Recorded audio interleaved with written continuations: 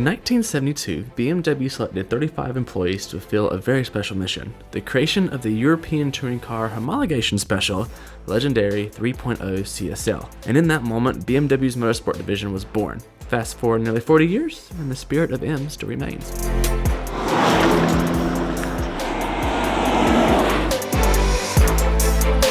The M2 CS, or Club Sport, is the last of this particular generation M2, and some would say the last two raw for a very specific type of car. Light, manual, raw, the M2 is designed for one thing: pure driving excellence. So years upon years of M cars have touted the exact same story: pure driving machines. But M cars of modern era are a lot different. They're running automatic transmissions, a whole host of electronic nannies and aids, and they're getting bigger and bigger. But somehow the M2 has managed to stay true to its roots.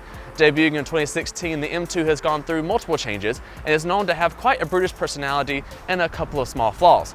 Flaws that this particular CS model aimed to fix, and for the most part it does. But the magic of the M2 CS is how this car makes its heritage come alive.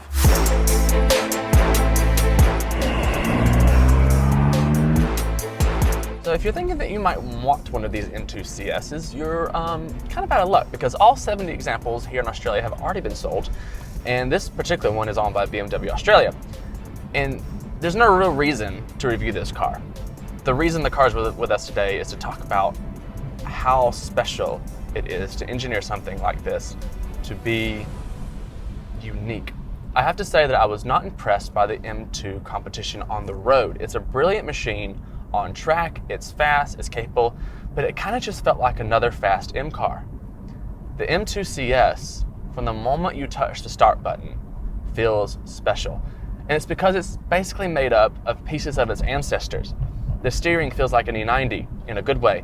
The gearbox vibrates with the engine like an M Roadster or an M Coupe from the late 90s, early 2000s. It's touchy, peaky almost like the 1M. It's raw and it'll snap oversteer like nobody's business, like the second generation Z4M and the Z4M Roadster and M Coupe. This car is the culmination of nearly 40 years of M experience put into the last generation short wheelbase rear wheel drive platform that BMW has.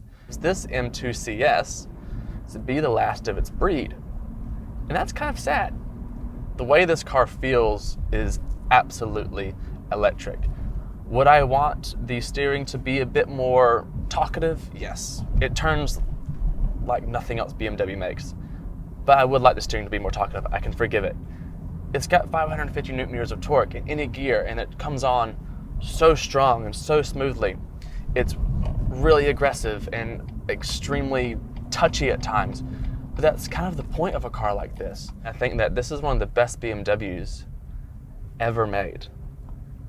And I don't say that lightly. I realize that there's some amazing cars out there in BMW's portfolio, and they have more amazing cars coming, and there's some incredible, capable cars. But in the last, I dare say 10 years, in the last 3 generations of BMW that I've driven, nothing quite feels as unique as this. I think the only thing that I can imagine can get as close would be a E46 CSL, and I haven't had the pleasure of driving one. These are going to be absolute classics. This car is absolutely raw. It will try to kill you. If you're not on top of it, it's butt out, sliding around. Thank God for MDM. I kind of have to swoon over it because reviewing it's pointless. If you already have one of these, you're one lucky SOB, and you better go out and enjoy it. Don't sit it in a garage. Don't play games with it. Don't show it off and never let it out in the rain. Take the car out and love this experience that is dying. Well, this experience that after this generation of M2 is dead.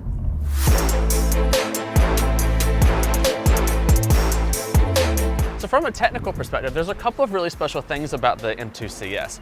The S55 3-liter inline-6 with a couple of turbos part hasn't changed, but it has been upgraded. So you're looking at 331 kilowatts and 550 Newton meters of torque across a little bit bigger band. Due to that, BMW has also had to add some cooling to the system along with an engine oil cooler. The gearbox hasn't changed that much in performance differential out back, but you do have a ton of carbon bits, which keeps the weight a little bit lighter in this car. You still get the gorgeous carbon strut brace, but now you have a carbon reinforced hood, a carbon front splitter, a carbon rear splitter and spoiler, carbon mirror caps, and a full weave carbon roof. And inside you have lightweight seats and a carbon fiber center console.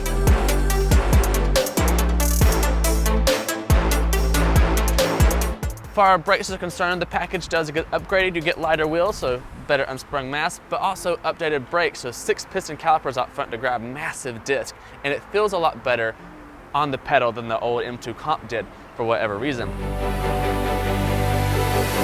So dynamically, this car is essentially an M2 competition that's had a line of Coke.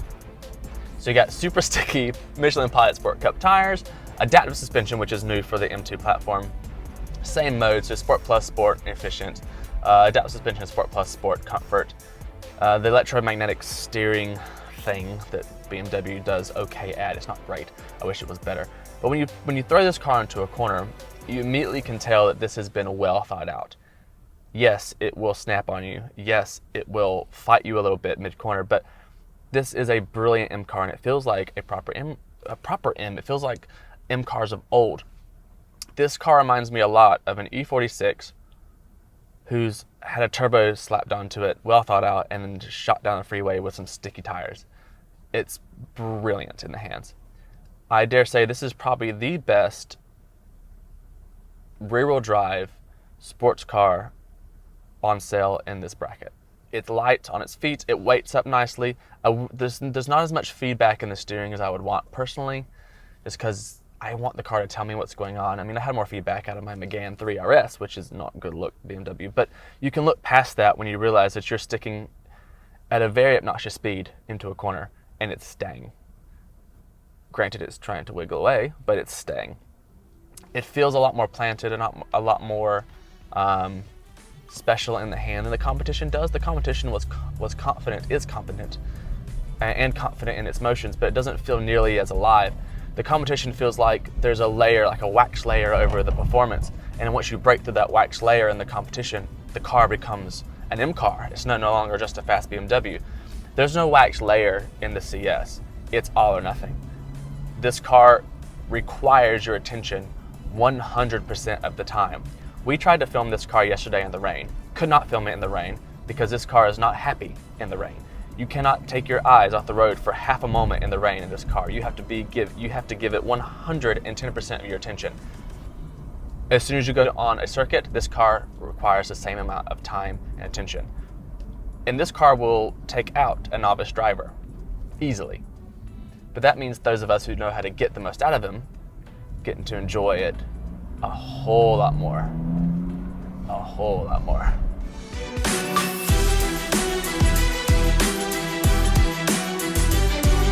As you're driving this car, you find out there's so many special little bits, and the interior feels rather special. It's stripped down, don't get me wrong. This is the old BMW interior, so you have like a half analog, partial digital dash, which I actually don't mind in this car because it feels rather raw. The center stack is the old stack out of the 2 Series. You do get an Alcantara wrapped, beautiful wheel. It's still a bit thick in my opinion, but I love the feel of it. Beautiful Alcantara stitching around. You get the lightweight seats out of the M4 CS, which have like some alcoves in them, and they feel lovely.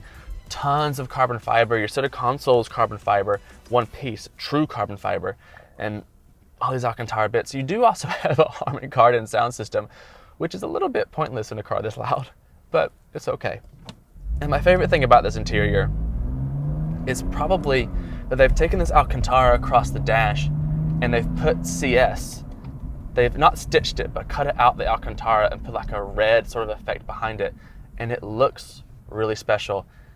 There's nothing about this CS that doesn't feel different. If the M2 competition was 8/10 of what M can do, this is 10/10. This is the whole picture. If you want to know what BMW M is all about, get your hand on one of these.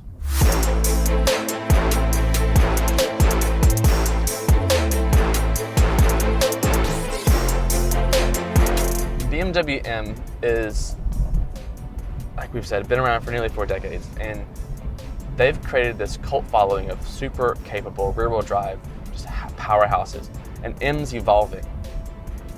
And what this car proves is that someone in Munich has a sense of humor and loves what they do. And oftentimes as car people, we get in a new car with all this beautiful technology, all the great electronics, all the assistants, all the nannies, everything. And we think this car is, amazing because it's got all the new things. When in reality, some of the best cars are built by people who actually care about driving.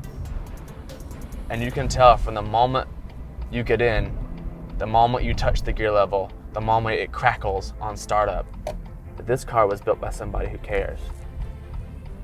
And somebody's bum sat in the seat going around a racetrack going, that's not good enough. It needs to be sharper, it needs to be harsher, it needs to be more ferocious, it needs to bark louder, it needs to fight. And then someone else higher up said, yes, that's it. And that puts a little bit more faith in humanity for me. Just a little bit more.